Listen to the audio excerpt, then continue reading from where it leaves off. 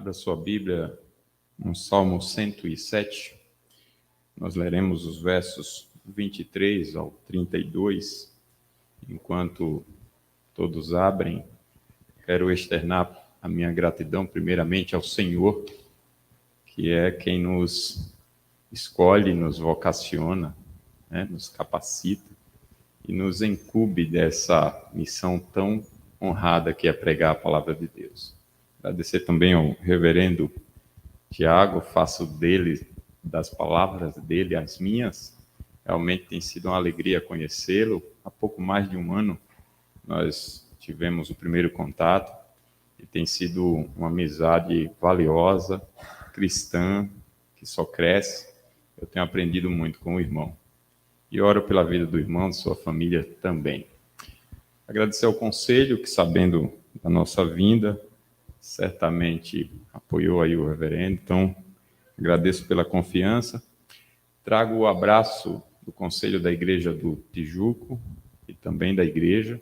E já deixo aqui o convite para os irmãos que quiserem, desde que não deixe as obrigações, nos conhecer, nos visitar ali no bairro do Tijuco, que é pertinho. E eu percebi que eu moro mais próximo daqui da igreja do que da minha. Estou a 3 quilômetros daqui. É só atravessar ali o viaduto. E é um prazer estar aqui. Vamos lá, então, para o que de fato importa, que é a palavra de Deus nesse momento. Nós leremos este salmo, Salmo 107. Exegeticamente, seria correto pregar todo o salmo. Mas eu não dou conta, De poder de síntese desse jeito eu não tenho. Então, eu fiz um recorte por assunto. E essa passagem que nós leremos vai falar descrever um episódio, uma vida resumida dos marinheiros. Então, os irmãos acompanhem.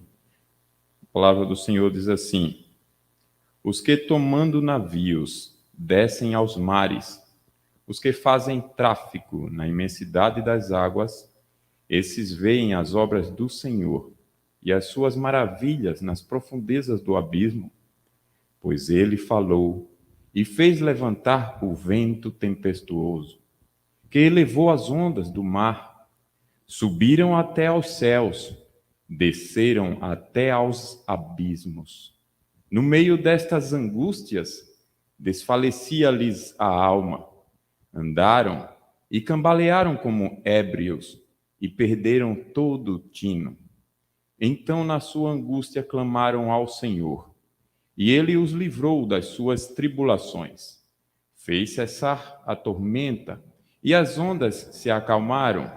Então se alegraram com a bonança, e assim os levou ao desejado porto. Rendam graças ao Senhor por sua bondade e por suas maravilhas para com os filhos dos homens. Exaltem-no também na Assembleia do Povo e o glorifiquem no conselho dos anciãos. Oremos ao Senhor. Santo Deus, Tu és digno de toda honra, glória e louvor, porque só Tu és Deus. Louvado seja o Teu nome, por nos dar o culto a Ti, por nos dar o privilégio de, diante da Tua presença, por meio do Teu Filho, cantarmos, orarmos, lermos a Tua palavra e, neste momento, podermos ouvir a Tua voz bondosa, verdadeira, orientadora, palavras de vida eterna. Que o Teu Espírito nos ilumine e nos ajude a compreendê-la, transforme nossas vidas para que vivamos segundo a Tua vontade, em nome de Jesus. Amém. Essa passagem que lemos compara a vida do cristão com a vida de marinheiros. Se você é um cristão, se você conhece o verdadeiro Jesus, se você já teve um encontro pessoal com Cristo, com o verdadeiro Cristo, a palavra de Deus está comparando a sua vida, a minha vida, com a vida de marinheiros. Não importa a idade, pode ser criança, da mais tenra idade, pode ser o adolescente, o jovem, o adulto, o idoso. A palavra aqui está comparando as nossas vidas com a vida de marinheiros, para dizer que a vida cristã é como quem transita em alto mar. Ora está na terra firme, mas ora pega a embarcação e transita em alto mar. E é um grande desafio a vida cristã. Ora você está na bonança, você está na paz, está na tranquilidade. Mas ora vem a agitação, a perturbação da paz.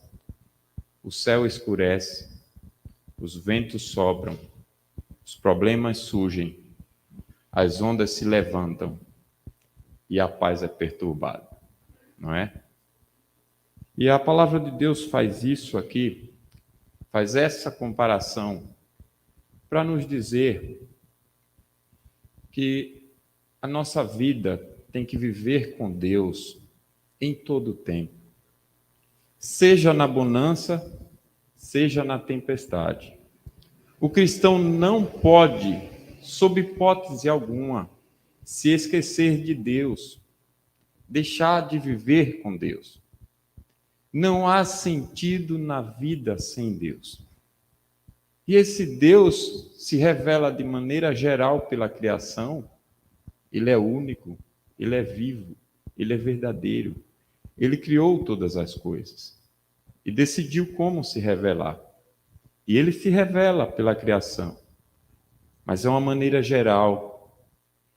Por isso ele se revela também de maneira especial pela sua palavra, escrita e encarnada por seu Filho.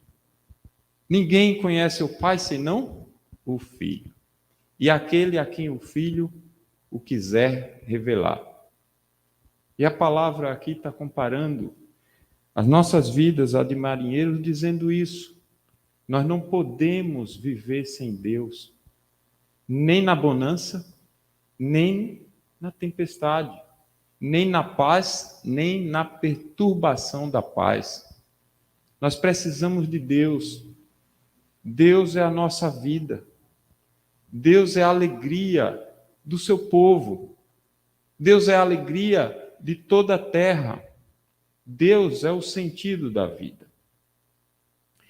É isso que o texto aqui faz, comparar nossas vidas e dizer isso.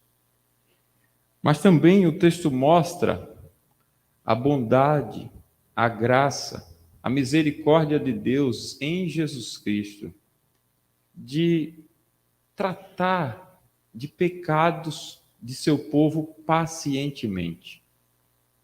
Deus não trata todo mundo assim. A ira do Senhor está aumentando sobre o mundo, mas ela não é sobre o seu povo. A gente pode olhar para a nossa volta e achar que a agitação que está no mundo, que é controlada por Deus e que manifesta a ira de Deus, é a mesma ação de Deus para todo mundo. Não é. É a mesma ação de Deus, mas não tem o mesmo objetivo para todo mundo. Com o seu povo, Deus trata disciplinarmente. Deus levanta situações para resolver problemas de pecados escondidos no coração do seu povo. É isso mesmo, é possível ser povo de Deus e pecar. Fizemos esse exercício aqui, santo, de confissão de pecados. Cantamos aqui em oração quebrantada, no hino, Jesus, Senhor, me achego a ti, tua ira santa mereci. Não foi esse. Foi, sem sofrimento te causei. Foi esse mesmo, Jesus, Senhor? Foi isso mesmo.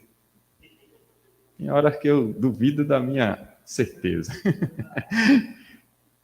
Jesus, Senhor, me achego a ti, tua ira santa mereci, o reconhecimento de estar diante da majestade do único Deus vivo e verdadeiro, essa consciência que tem se perdido no mundo e nas igrejas. Diante de quem nós estamos nessa adoração, nesse culto? Do Senhor. O culto é um constante tribunal. E está sempre o soberano juiz aqui, julgando nossos atos. Nós estamos diante do Senhor, como pessoas julgadas. E quem é nosso advogado? Jesus Cristo. Precisamos ter a profunda consciência sobre diante de quem nós estamos. Nós estamos diante do Pai das luzes, diante daquele que é santíssimo, perfeitíssimo, aquele que não ama o pecado, nem o pecador, ele não ama, ele abomina. Por isso não vai entrar pecador no céu, por isso ele mandou Jesus para salvar o pecador, e Jesus recebe toda a ira de Deus no lugar do culpado, e ele só aceita quando, por causa da justiça de Cristo, alguém é perdoado, transformado, justificado, e essa obra ainda está em processo. Quando ela concluir, não vai entrar pecador no céu, vai? Não. Se Deus amasse o pecador, entraria pecador. Deus ama um povo salvo por Jesus Cristo. E o texto mostra essa paciência de Deus de tratar do pecado do seu povo, de mexer com determinadas situações para que pecados ocultos, escondidos venham à tona e para o bem do seu povo, o seu povo seja tratado. É isso que o Salmo descreve aqui, com relação àqueles marinheiros. Aqueles marinheiros eram povo de Deus, ou como eu disse, representam o povo de Deus. Mas aqueles marinheiros passaram a viver sem Deus. E como eu disse, não há sentido na vida sem Deus. E o texto mostra Deus bondosamente tratando disso. Tratando desse pecado, de viver a vida sem Deus. Observe aí. Os que tomando navios descem aos mares. Os que fazem tráfico ou comércio na imensidade das águas. Não são pessoas que estão a passeio. São pessoas com compromisso, com um trabalho justo. São profissionais, marinheiros. Não são amadores, não estão fazendo a primeira viagem no mar. Eles já têm experiência nisso. E eles têm uma função específica, mercadejar.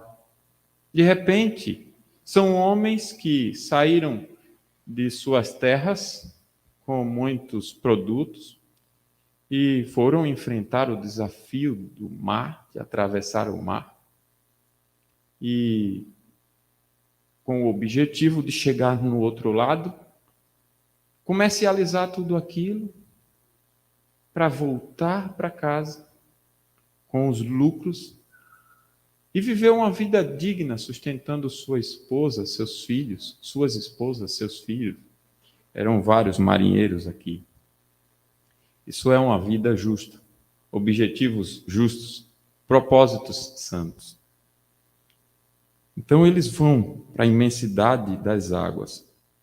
Esses marinheiros tiveram um privilégio único, o mais importante privilégio. Eles viram as obras do Senhor e as suas maravilhas. Há muito comentário do que seriam essas obras do Senhor e as suas maravilhas, que eles viram baleias, que eles viram uma série de seres. Eu não entendo por aí. Eu entendo por todo o texto. Ver as obras do Senhor e as maravilhas do Senhor. O que são obras do Senhor e maravilhas do Senhor? No final das contas, é sempre o agir de Deus que busca Deus se deixar ser experimentado. Isso é bênção na Bíblia. O que é bênção na Bíblia? É tudo o que nos aproxima de Deus. E às vezes, nosso orgulho está ali, impedindo esse relacionamento, nos afastando de Deus. E Deus sensibiliza o nosso coração, quebranta o nosso orgulho, trata com situações de acordo com a nossa necessidade para tratar desse orgulho, para que o nosso coração seja quebrantado. E isso é bênção. Como disse um pastor, amigo meu, bênção é tudo que nos aproxima de Deus, pode ser uma doença. E Jesus fala sobre isso quando ele diz que adianta o homem ganhar o mundo inteiro e perder a sua alma. Hoje em dia, muitas falsas pregações dizem que há um Jesus que te faz rico, né? E é o Jesus de te fazer rico, de te fazer rico. Não fala de pecado. Esse Jesus não manda para o inferno. Esse Jesus não tem toda a autoridade. Esse Jesus não é o salvador de pecadores. Não há pregação sobre culpa, sobre nossas responsabilidades, sobre prestações de contas que daqui a pouco acontecerá. Daqui a pouco partiremos para a eternidade. Estaremos diante do juízo de Deus, prestando contas. Não há essa pregação. É um Jesus que faz você ficar rico somente. E quando você tem toda essa riqueza, afastado de Deus, a Bíblia diz que isso não é bênção, isso é maldição. Isso é maldição. E aqueles homens tiveram o privilégio de ver alguma coisa que Deus fez, que fez com que eles experimentassem a Deus. Por isso, esses veem as obras do Senhor e as suas maravilhas. Isso é maravilhoso. Os discípulos experimentaram isso. Tiveram o Verbo, o Filho de Deus, o Deus que é tão Deus quanto o Pai e quanto o Espírito, que se encarnou e agiu de maneira gloriosa, maravilhosa, poderosa no tempo que ele esteve por aqui, se revelando para os seus, e os discípulos ficavam admirados com aquilo. Eles viram as obras do Senhor e as suas maravilhas. Mas aqui o texto diz que esses homens viram nas profundezas do abismo. E aqui é o oposto, né?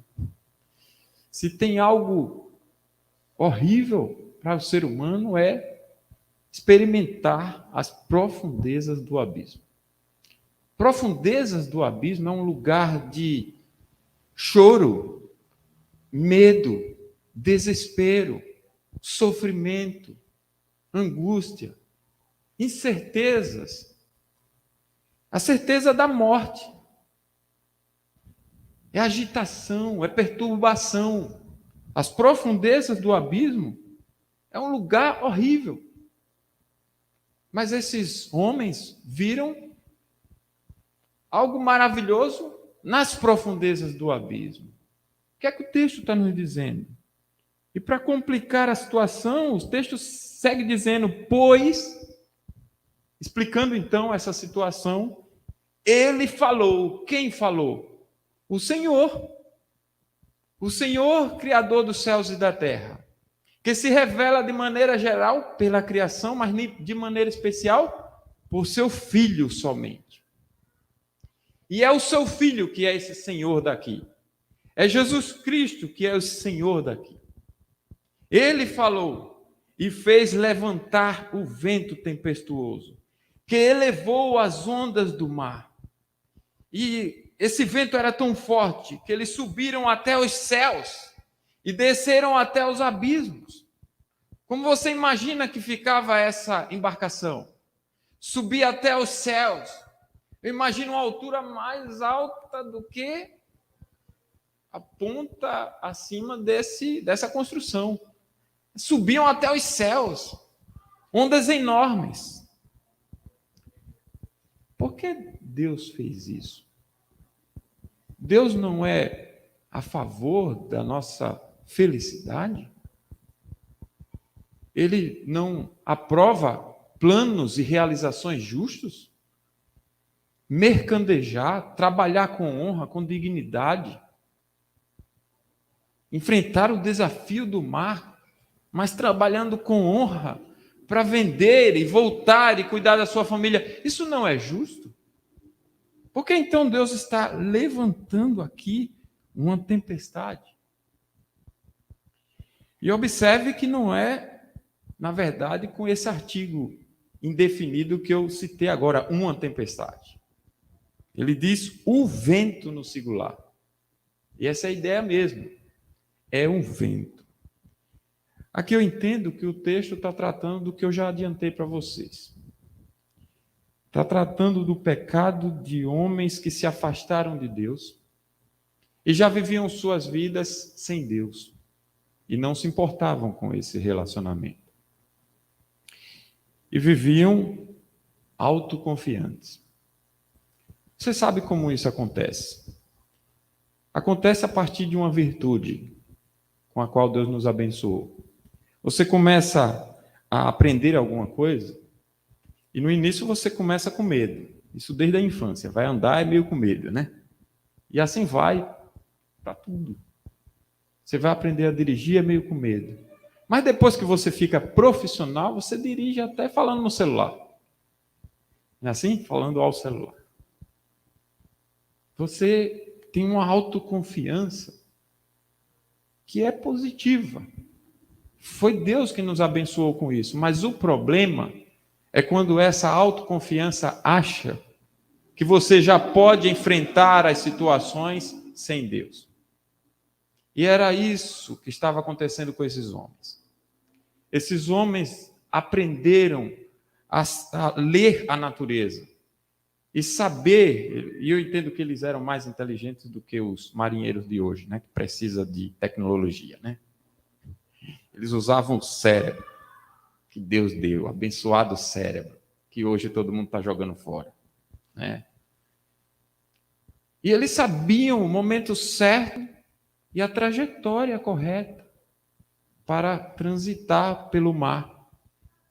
Sabiam os tipos de tempestades e sabiam enfrentá-las. Faziam isso costumeiramente, corriqueiramente, com autoconfiança pecaminosa. Por isso, Deus manda esse vento que eles não conheciam. É o vento no singular. Deus levanta o vento. E eles subiram como nunca subiram, mas também desceram como nunca desceram. Medo terrível. No meio dessas angústias, a situação era tão horrível que a alma desfalecia, mas eles não buscaram a Deus. Olha, irmãos, você não pode deixar de buscar a Deus nem na bonança, quanto mais quando um vento sopra. Mas olha o que eles vão fazer, eles andam. Isso mostra que eles estão tentando. E eles tentam, até que cambaleiam. As forças estão indo embora, mas eles não oram, eles não clamam. E eles cambaleiam como ébrios, como bêbados. Mas eles ainda insistem em pensar em alguma solução para vencer a situação. Mas eles chegam a não terem ideias, perdem todo o tino, toda a sabedoria. Meus irmãos, que lamentável. Uns homens que experimentam uma situação terrível e vão até o fim das forças e da sabedoria sem clamar para Deus. Mas olha que curioso, parece até uma ironia do texto conosco, porque o texto diz que é justamente nessa hora, quando eles perdem todo o tino, então, como conclusão, depois que perderam o tino, na sua angústia clamaram ao Senhor. Parece que agora é que eles tinham sabedoria, né? Quando a sabedoria deles foi anulada, agora sim chegou a verdadeira sabedoria. Eles clamaram ao Senhor. Só clamaram ao Senhor aqui. Aqui fica claro para mim do que Deus está tratando. Está tratando de um orgulho, de uma autoconfiança pecaminosa, de achar que é possível viver a vida sem Deus, e a vida é tanto feliz, tão feliz quanto se fosse com Deus. Essa mentira começou no Éden. A Eva caiu e foi contaminar seu marido, e toda a situação está como está. Mas o texto está mostrando para nós que não faz sentido a vida sem Deus. É como Moisés disse. Moisés disse certa feita: Senhor, se o Senhor não for conosco, não nos faça sair daqui. Jesus, certa feita, perguntou para os seus discípulos, os 12 que ficaram: vocês não querem me abandonar também? Porque outros já tinham abandonado. E Pedro responde: Senhor, para onde iremos? Nós temos conhecido que tu és o Cristo, Filho de Deus, e só tu tens palavra de vida eterna. Vamos para onde? Iremos para onde? E Pedro preferiu a morte com Cristo do que alguns confortos da vida sem Ele. Essa é a realidade realmente. Essa é a realidade. Não faz sentido, irmão, irmã, viver a vida sem Jesus. Olha como Deus é bondoso.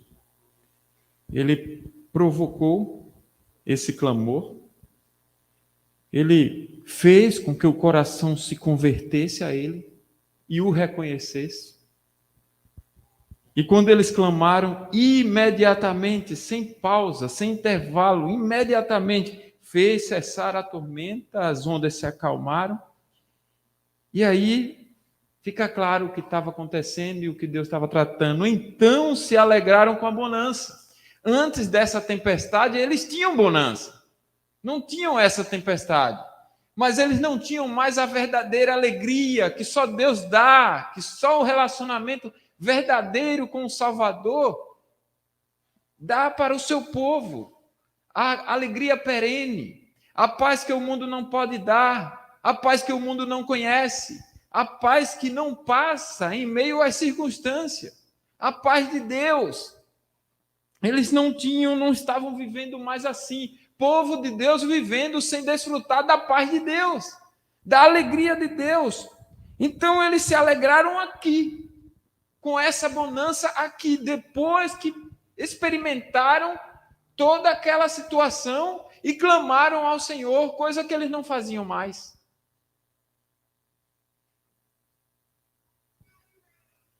E Deus ainda continua com a sua condescendência e graciosa e maravilhosa graça, e assim os levou ao porto desejado. Não queria destruir aquele plano daqueles marinheiros, não queria. Ele queria realizar, ele tem prazer de estar com seu povo, ver seu povo explorar seu potencial de planejamento e realizações. Ele tem prazer nisso. Ele tem prazer em estar com seu povo e ver seu povo glorificá-lo, explorando todos os seus potenciais. E aqui, no caso, era o que ele queria. Ele queria que esses homens realizassem seus planos, seus ideais, comercializassem, voltassem para casa, mas não sem Deus. Não sem Deus. E quando Deus tratou deles, Deus os levou ao porto desejado. Por isso que o texto fala que não há motivo para não adorar a Deus com profunda gratidão no coração. Rendam graças ao Senhor por sua bondade e por suas maravilhas. Rendam graça. Sejam sempre agradecidos a Deus por tudo. Porque só com o teu povo todas as coisas cooperam para o bem daqueles que amam a Deus. E esse Deus, como eu disse, é Jesus. Se você ler, por exemplo, Lucas 24, 44, o texto vai dizer, eu vou adaptar aqui porque eu vou explicar. O texto acontece, são palavras de Cristo, depois que Cristo morre e ressuscita. E ele vai com quem explicar novamente para os seus discípulos o que aconteceu com ele desde o nascimento, desde do que os anjos falaram, desde o que os profetas sempre falaram, todo mundo, desde o Gênesis. O que Deus falou sobre ele, como a carta de 1 de João explica tão claramente, o que Deus testemunhou sobre o seu filho.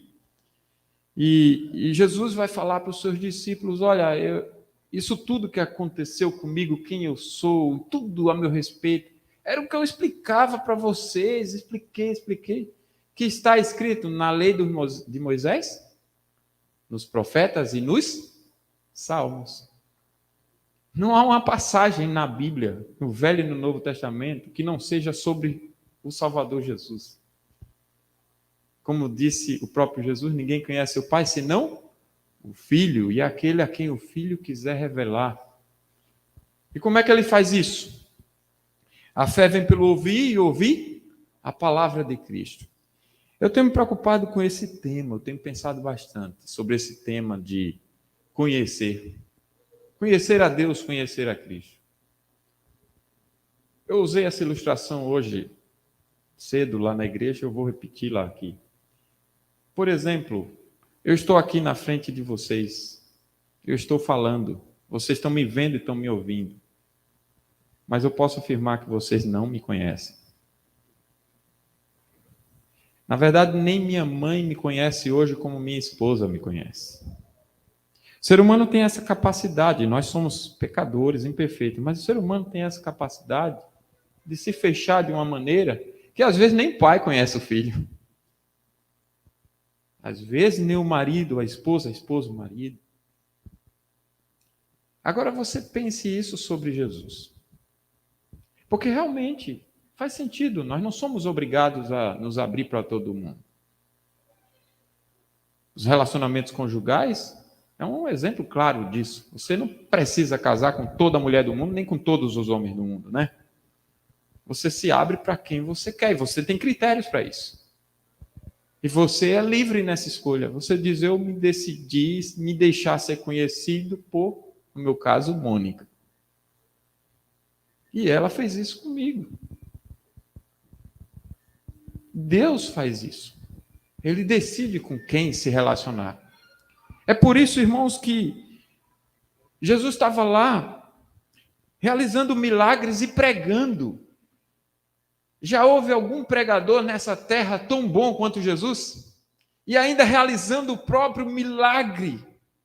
Os milagres que eram mensagens também sobre quem ele é. E 11 discípulos se converteram, mas um não. Jesus decidiu não se deixar ser conhecido por Judas. Judas viu, irmãos, o que nenhum de nós verá e experimentará. Judas viu Jesus, isso já é muito, e viu Jesus realizando milagres, várias enfermidades curadas milagrosamente, o poder das trevas, os demônios fugindo desesperadamente de sua presença. Bastava ele chegar e os poderes das trevas clamavam desesperados. E quando ele ordenava, saíam de pessoas que eles estavam escravizando. Judas viu essas coisas. Judas viu a ressurreição dos mortos. Judas viu a natureza obedecendo à voz de Cristo. Mas Judas não conheceu a Cristo. Na cruz, Jesus está no meio de dois ladrões, decidiu salvar um, se revelar para um, para o outro não. E o outro parte para a eternidade sem salvação. Para mim, esse é um assunto sério. Eu tenho que ficar sempre ouvindo a mensagem como agora e atento à mensagem desse Senhor, que fala por meio dessas passagens, se apresenta por meio dessas passagens, com o maior zelo possível, o maior que se possa ter, um zelo maior do que o zelo por aquilo que você acha que é mais valioso na sua vida, porque mais valioso do que qualquer coisa é você conhecer a Cristo. Se você não conhecer a Cristo, a vida está perdida, você está condenado, você é inimigo de Deus, sinto dizer, não é filho de Deus. É o próprio Deus quem diz, é o próprio Cristo quem diz. Isso serve para mim. E eu prego ouvindo a mesma mensagem e pedindo a Deus, Senhor, não deixa que eu seja um pregador que vê outros sendo salvos, mas nem eu te conheci. Porque tinha isso também. Paulo falava que uns pregavam a Cristo por inveja, outros por querendo provocar sofrimento em Paulo. E Paulo não importa, contanto que Cristo seja pregado de um modo ou de outro. Não é? É um tema importante. Então, quando Deus, irmãos, guarde isso. trata do seu povo dessa maneira especial, corrigindo, fazendo com que o coração se volte para Ele, insistindo para que o coração humano abandone seu orgulho e o reconheça, e o conheça, e se relacione com Ele intimamente, profundamente, diariamente, porque foi para isso que o homem foi criado. Não abandone essa graça de Deus. É a disciplina de um pai que quer corrigir um filho para o bem do filho. É o que Deus faz com o seu povo. Ele não faz assim com o mundo inteiro. Sabe como que Deus faz com o mundo inteiro? Está lá em Romanos 1,18 em diante. A ira de Deus se revela dos céus contra toda a impiedade e perversão dos homens que detêm a verdade pela injustiça. Porque o que de Deus se pode conhecer é manifesto entre eles, entre esses homens, porque Deus lhe manifestou. Porque os atributos invisíveis de Deus, tanto o seu eterno poder como também a sua própria divindade, claramente se reconhece desde o princípio por meio das coisas que foram criadas. Tais homens são, por isso, indesculpáveis, pois tendo conhecimento de Deus, não o glorificaram como Deus, nem lhe deram graças, antes se tornaram nulos em seus próprios raciocínios, achando-se sábios, se tornaram loucos e mudaram a glória de Deus para a glória de coisas, criaturas e tudo mais, e Deus por isso desprezou tais homens aos desejos ou concupiscências dos seus próprios corações, para desonrarem seus próprios corpos entre si, homem com homem, mulher com mulher, recebendo em si mesmos a devida punição do seu erro. Essa é a maneira como Deus trata o mundo. É a ira de Deus se revelando do céu contra toda impiedade e perversão dos homens. Mas Ele não faz isso com a igreja, com o seu povo, eleito na eternidade, até para converter, o trato é outro, né? Ele usa esses recursos para quebrantar o coração. Então, irmão, como está a sua vida? Como é que está a sua vida com Deus? Como é que está a sua saúde? Saúde espiritual, saúde emocional, saúde física, moral, ética, intelectual, cultural. Como estão os seus sentimentos, as suas emoções? Porque tudo em nossa vida tem a ver com Deus. Como está a sua vida com Deus? Como estão as suas finanças? Como está a sua profissão? Você tem vivido muitos problemas? Será que Deus não está sinalizando o seu processo disciplinar e você, de alguma forma, está resistindo? Ele pode usar qualquer coisa, problema financeiro, problema emocional, saúde física, pandemia. Ele pode usar qualquer coisa, injustiças na política, na justiça do Brasil. Homens perversos assumindo poder e você fica boquiaberto. Como? Não tem ninguém fazendo nada? Tem, está Deus fazendo. Ele está sinalizando que Ele está tratando do seu povo ao mesmo tempo que Ele descarrega a sua ira sobre o mundo e pune o mundo. Porque eu e vocês precisamos estar atentos a essa disciplina de Deus, para não desprezarmos, não ficarmos lutando com Deus, não ficarmos resistindo, sem querer mudança, sem querer transformação.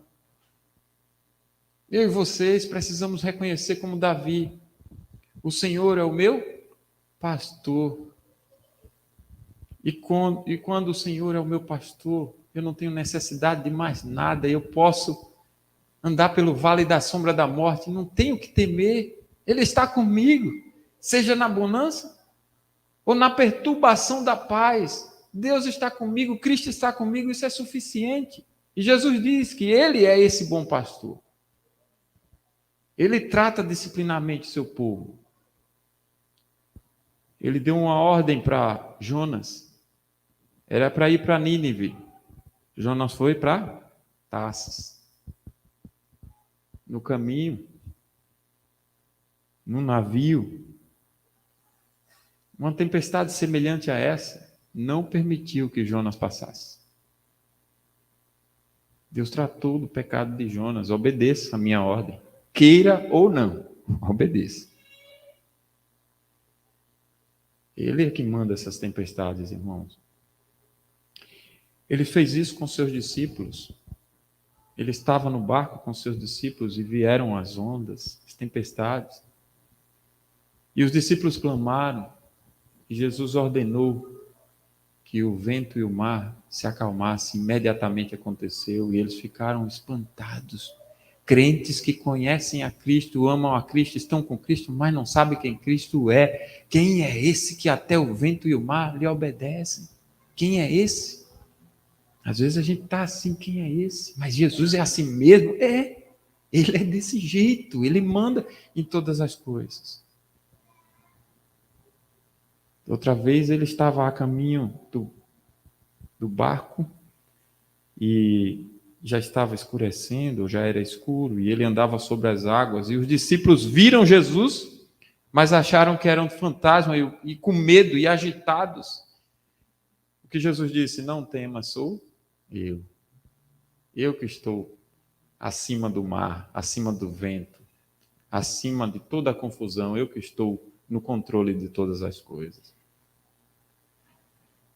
Meus irmãos, preste atenção a essa leitura em Hebreus 12, verso 4 ao 13, versos 4 ao 13. Diz assim: Ora, na vossa luta contra o pecado, ainda não tendes resistido até ao sangue, e estáis esquecidos da exortação que, como a filhos, discorre convosco? Filho meu, não menosprezes a correção que vem do Senhor, nem desmaies quando por ele és reprovado. Porque o Senhor corrige a quem ama e açoita a todo filho a quem recebe como filho. Açoita, ele dá de vara. E a vara de Deus é na intensidade da desobediência. Você é pai, você tem filho, você sabe o que eu estou falando. E Deus sabe fazer isso muito melhor do que nós. A intensidade dessa tempestade foi a arrogância daqueles homens, a dureza, o orgulho. Verso 7, é para a disciplina que perseverais, Deus os trata como filhos, pois que filho há que o pai não corrige? Mas, se estais sem correção, de que todos se têm tornado participantes, logo sois bastardos e não filhos. Além disso, tínhamos os nossos pais, segundo a carne, que nos corrigiam e os respeitávamos. Não havemos de estar em muito maior submissão ao Pai espiritual e então viveremos? Pois eles nos corrigiam por pouco tempo, segundo melhor lhes parecia. Deus, porém, nos disciplina para aproveitamento, a fim de sermos participantes da sua santidade. Toda disciplina com efeito no momento não parece ser motivo de alegria, mas de tristeza. Ao depois, entretanto, produz fruto pacífico aos que têm sido por ela exercitados, fruto de justiça. Por isso, restabelecei as mãos decaídas e os joelhos trôpegos, e fazei caminhos retos para os pés, para que não se extravie o que é manco, antes seja curado. Não despreze, meu irmão, minha irmã, a correção do Senhor. Esteja atento. Observe como está a sua vida, como está a sua família. Você que é homem, você que é mulher, que é pai de família, que estão casados. Como está o relacionamento de vocês? Você tem vivido a masculinidade bíblica? Você tem estudado sobre o assunto? Tem vivido a feminilidade bíblica? Nós somos maridos que amam as esposas como Cristo ama a igreja. As esposas honram o marido como a igreja deve amar a Cristo, deve honrar a Cristo. E nossos filhos são criados segundo a disciplina e a demonstração do Senhor. Nós entendemos o que é isso, nós sabemos do que é que a Bíblia está falando quando ela fala disciplina e a demonstração do Senhor. Ou nós estamos vivendo como esses marinheiros? Não, é tudo sem Deus. Você sabe, vivemos sem Deus quando vivemos sem a palavra em tudo. Se o padrão das coisas, o estilo de vida, não é o totalmente bíblico, então nós estamos vivendo com Deus. Uma margem muito grande aí de estarmos vivendo até contrário. mas nos acostumamos com esse estilo de vida. E talvez as agitações, os problemas que estão se levantando seja justamente isso. Deus está querendo te abençoar com a correção paterna, fazer o seu coração voltar, se voltar para Ele, experimentar a bênção que só Ele dá, que é Ele mesmo, né? Deus é a bênção, irmãos, que nosso coração precisa. Irmãos, como isso é maravilhoso. Experimentarmos Jesus Cristo, vivermos com Cristo, na certeza de quem somos, na certeza de para onde iremos. Você pode descansar hoje com essa certeza. Se eu partir hoje, estarei com Cristo, que é incomparavelmente melhor. Isso não é bênção? Morrer todo mundo vai um dia, mas isso não é bênção? Nós precisamos aprender essas coisas, né? Precisamos aprender, então, a viver com Deus. Avalie sua vida. Veja se o que está acontecendo com você não é algo semelhante ao que Deus fez com esses homens, ou com Jonas, ou com os discípulos, querendo te ensinar a se relacionar com Ele. E não despreze isso. Ele disciplina filhos. Se você está vivendo sem disciplina, então sinaliza que não é filho. Há níveis de disciplina que são assim, mas há níveis que é na relação igreja. Deus vai usar o conselho, né? Vai ter que usar o conselho. E não é para o mal da pessoa. Eu estou há 45 anos na igreja presbiteriana, não parece, né? Nasci na igreja, nasci na maternidade, né? Mas desde a infância na igreja. E eu já vi tanta gente que, submisso à disciplina, hoje goza de tanta bênção. Outros partiram para a eternidade. Que maravilha, vidas restauradas. Não abandonemos, irmãos, a correção do Senhor.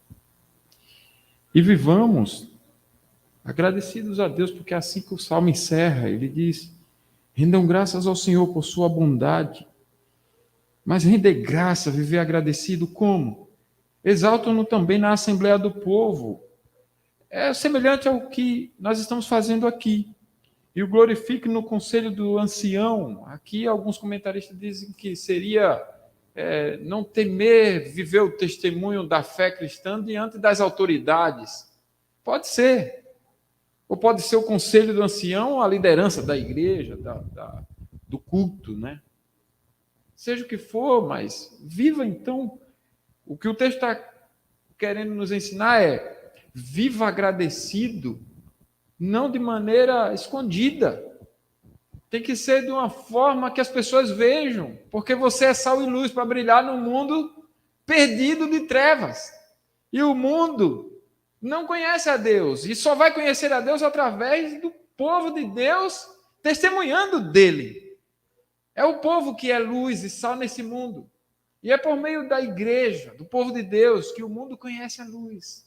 E ainda tem muita gente, irmãos nossos, que ainda não foram resgatados das trevas e que precisam conhecer esse Deus maravilhoso através da nossa vida de testemunho cristão. Então, rendamos graças ao Senhor.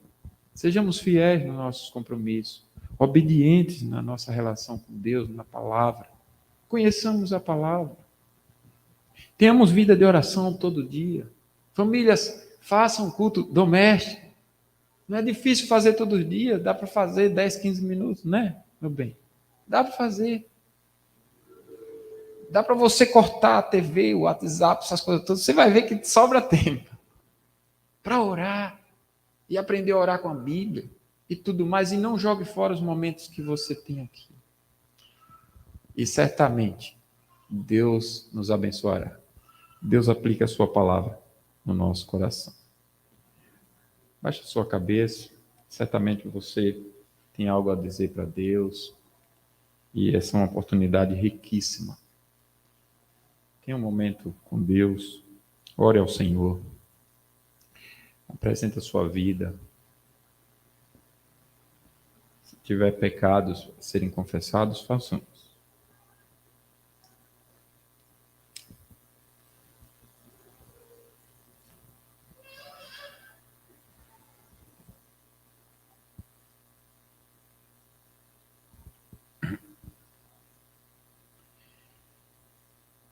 Amado Deus, nós somos teu povo em tua presença santa, após ouvirmos a tua voz, cada um de nós com uma necessidade particular, mas certos de que o Senhor conhece a vida de todos nós, conhece a nossa realidade, conhece o que realmente precisamos. Ó Pai, louvado seja o teu nome por essa oportunidade que tivemos de ouvir a tua voz e que temos agora de orar ao Senhor e de clamar humildemente por teu socorro, por tuas misericórdias, para que diante de tudo que ouvimos nada se perca, para que não sejamos, ó Pai, como os incrédulos, que distorcem a tua palavra, que mudam a tua verdade, que fazem confusão, que vivem na maldição da cegueira espiritual. Que não seja isso conosco, Pai. Que nós possamos guardar a tua palavra com todo zelo no coração.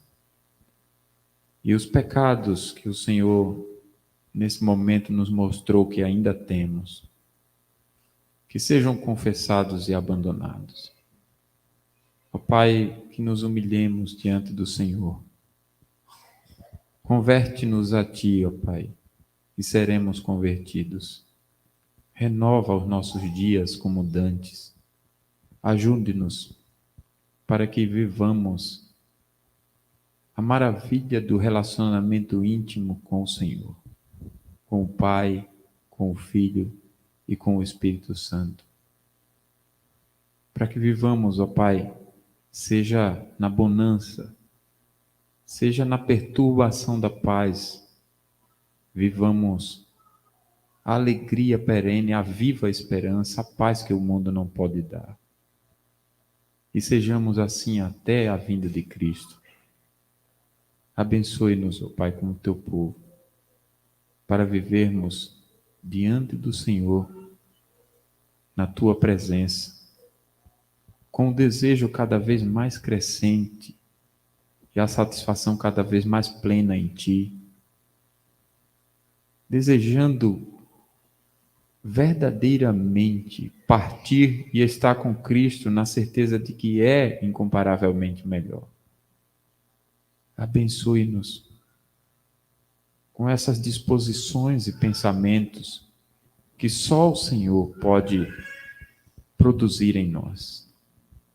E faça-nos a todos nós que estamos aqui hoje, pessoas que servem ao Senhor com alegria, que rendem graças ao Senhor, que vivem agradecidos, alegres em Ti, satisfeitos em Ti, para o louvor do Teu nome.